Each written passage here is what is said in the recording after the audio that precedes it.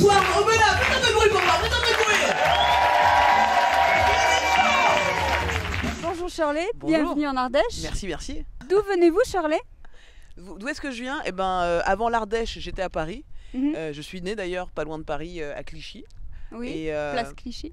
Place pas non, parce que là, place Clichy c'est à Paris. Mais Clichy c'est vraiment une ville à part entière dans le 92. Et je suis né là-bas, mais j'ai beaucoup bougé dans mon enfance. Je suis d'origine ivoirienne et alsacienne. Je suis une citoyenne du monde en fait. Ok.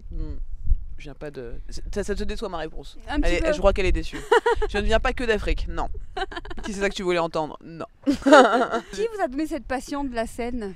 Qui m'a donné la passion? Plein de choses en fait m'ont donné passion de la scène. J'ai une famille d'artistes en fait. J'ai une tante qui est prof de danse africaine. J'ai un oncle qui est comédien. J'ai mon père qui dessine. J'ai beaucoup une famille d'artistes et du coup le fait de créer, de s'exprimer par l'art, ça a toujours été chez moi quelque chose d'évident. J'ai toujours écrit depuis que je suis petite et puis j'ai fait du théâtre, j'ai fait des téléfilms. En fait c'est un mix de beaucoup de choses qui fait qu'au bout d'un moment, arrivé à 18 ans, je me suis dit tiens, ce que j'aime faire c'est écrire déjà et surtout rire de mes malheurs. Et en fait le métier c'était humoriste. Mais j'ai pas choisi vraiment d'être humoriste, c'est-à-dire que c'est toutes mes qualités ou mes aptitudes qui se sont mélangées qu'on fait humoriste. Ouais, c'est un tout. C'est un tout, ouais, c'est ça. Ok. Et où trouvez-vous l'inspiration? L'inspiration est un peu partout, dans les interviews, je trouve l'inspiration, dans le paysage, dans les situations de la vie, dans ce qui m'arrive à moi aussi. Tout m'inspire. Après, enfin, tout n'est pas fait pour faire un sketch évidemment, Oui. mais en tout cas, tout est inspirant. La vie est inspirante évidemment. C'est parce qu'il y a des choses absurdes dans le monde qu'on a envie d'en rigoler en fait. Comment qualifieriez-vous votre style, vos spectacles? Alors moi, je fais du stand-up. Oui. C'est une discipline dans l'humour, parce que dans l'humour c'est comme la musique, c'est une grande famille, et dans la musique tu as plusieurs styles, dans l'humour c'est pareil, il y a le sketch, il y a le mime, il y a le clown, et il y a le stand-up. Moi je fais du stand-up. Le stand-up, qu'est-ce que c'est? C'est quelqu'un qui a un micro, exactement comme ça, un peu moins long, et en fait on fait des blagues sans jouer de personnage. C'est-à-dire je vais pas rentrer en jouant un personnage avec une perruque ou machin. Il n'y a pas de mime, ouais. Il n'y a pas de... En fait, il n'y a pas de... Quand je rentre, je suis Shirley. Après, je peux effectivement faire des personnages en racontant une histoire, mais je raconte d'abord quelque chose. Et ça m'amène à des personnages. Mais un personnage ne m'amène pas une histoire. C'est vraiment différent du sketch. Et souvent, les gens font pas la différence. Non, ouais. En fait, moi, vraiment, quand je monte sur scène, tout ce que je dis est vrai. Je n'invente rien. Comment ça? Je n'invente rien. Vous verrez le spectacle. Ouais. Vous allez vous dire, mais c'est vrai, tout est vrai. Et je vais dire, bah oui. Et c'est ça du stand-up. C'est-à-dire que les choses les plus folles qui puissent nous arriver, je parle du fait que j'ai fait des séances de psy il y a 3 ans, j'en raconte un petit bout. Je parle du fait que pour la première fois de ma vie, j'ai couché avec un gars il y a 2 ans, parce que je suis lesbienne et une vraie lesbienne. Enfin maintenant j'ai un peu trahi ma communauté. J'ai couché avec un gars il y a 2 ans. Mais voilà, toutes ces histoires-là, en fait, je ne les raconte pas pour raconter mon intimité, mais pour aller au plus général après. C'est-à-dire parler de la sexualité en l'occurrence. Donc le stand-up c'est vraiment ça, être soi-même et donner vraiment son avis sur les choses. C'est un peu prêcher quoi, des trucs en humour. Ouais. J'ai une entreprise et j'ai cherché un stagiaire il n'y a pas longtemps pour mettre une annonce sur internet, c'est payant. Je comprends pas le délire de payer pour trouver un mec que tu vas pas payer. C'est comme envoyer une invitation à un mec pour lui dire t'es pas invité. Il vient, mais t'es pas invité. Il vient. Est-ce que vous vivez de votre passion ou vous avez un métier à côté? J'ai un métier à côté, mais en fait c'est le même milieu. Je suis productrice, mais c'est parce que j'ai choisi de le faire. Sinon je vis très bien de mon métier d'humoriste. Mais comme le stand-up est très peu connu en France encore, j'ai décidé de monter ma production et de produire du stand-up en France. De faire en sorte, je bosse à Bordeaux en ce moment, à côté de Paris. J'espère aussi dans la région un jour. Mais l'idée étant de permettre à des stand-uppers qui sont beaucoup plus souvent à Paris de venir jouer dans des régions, dans des comédie clubs, ce qui n'existe pas en fait en France encore. C'est des lieux qui ressemblent à des cafés-théâtres, mais c'est pas des cafés-théâtres. C'est vraiment que pour du stand-up. Tu viens, tu bois un verre, t'écoutes un mec parler, qu'il soit connu ou pas, on s'en fout. Le principal c'est qu'il soit drôle. Et aux États-Unis, c'est une culture qui est très très répandue.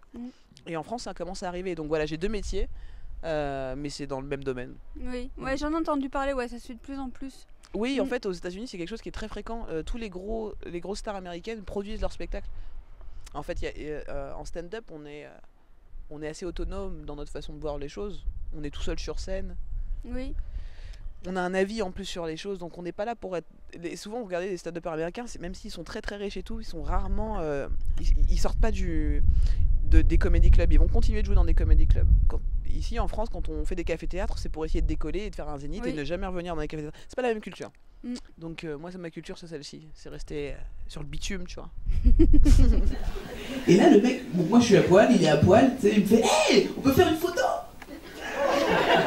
Non. Non. En fait, j'ai aucun problème avec la nudité, tu vois, ça va... Mais ça va... Je voulais pas qu'ils mettent la photo sur Facebook, en fait. T'imagines ma gueule, avec un mec à poil.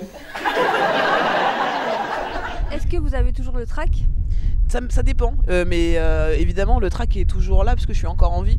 C'est lié au fait qu'on soit en vie et que on sait qu'il y a des êtres humains en face de nous qui vont nous écouter. On sait jamais comment ça va se passer, donc il y a toujours cette petite adrénaline. C'est pas le trac des débuts où j'avais vraiment envie de mourir et de me demander pourquoi j'étais là et pourquoi. Au bout de 10 ans, on est quand même à la maison sur scène, donc c'est un bon trac, quoi.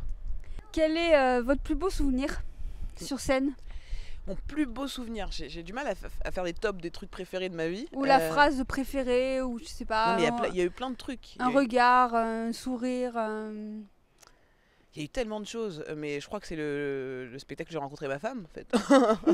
Ça, c'était quand même C'était sur un spectacle? C'était à l'île de la Réunion. Ouais. Et c'est sur un spectacle, du coup. Mais c'était un comedy club, pour le coup. Mais c'était un beau souvenir. Bah oui, j'imagine. Je pense qu'elle regarde TV07. Et le pire?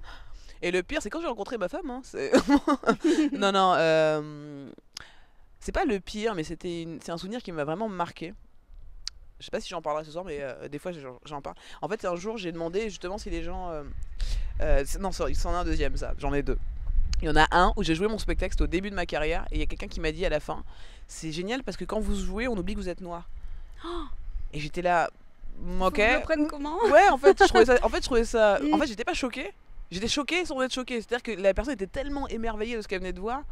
Elle était tellement émerveillée de voir que quelqu'un pouvait être plus qu'une couleur de peau que je crois que c'est un racisme qui a évolué en direct. Tu vois. Donc en fait, c'était à la fois positif et négatif, quoi. Oui. C'était. Ouais. J'espère que cet homme va mieux maintenant. C'est un peu ambigu, ouais. Mais il est venu me voir, déjà il a fait la démarche de venir alors que j'étais noire. Non mais c'est rigolo, il y a des réflexions comme ça, des fois on sait pas ce que les gens ont en tête. Mais c'est intéressant. C'est pour ça qu'on voit que l'art fait bouger les choses quand même. Oui.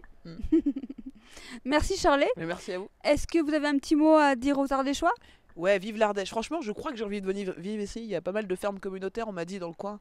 Des gens qui vivent en communauté, autosuffisance. Et comme c'est bientôt la guerre, je crois que je vais venir dans le coin. Un bisou l'Ardèche. J'aime beaucoup la région. À bientôt. À bientôt. Merci.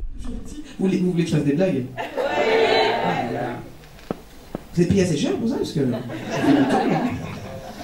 Ça fait plaisir, la presse, qui n'est pas venue. On va faire un bon article, hein. Il est parti à un moment donné? Ah, juste là. Ah, d'accord. On va le chercher. Dis-lui de revenir. Mais grave, bah ouais. Sa vie, elle est pas folle, elle, parce qu'il a dit chiche, pour aller chercher un journaliste, vraiment. Il m'a dit chiche, vas-y, chiche. Bah là, marche, mon pote. Et dit, eh oh.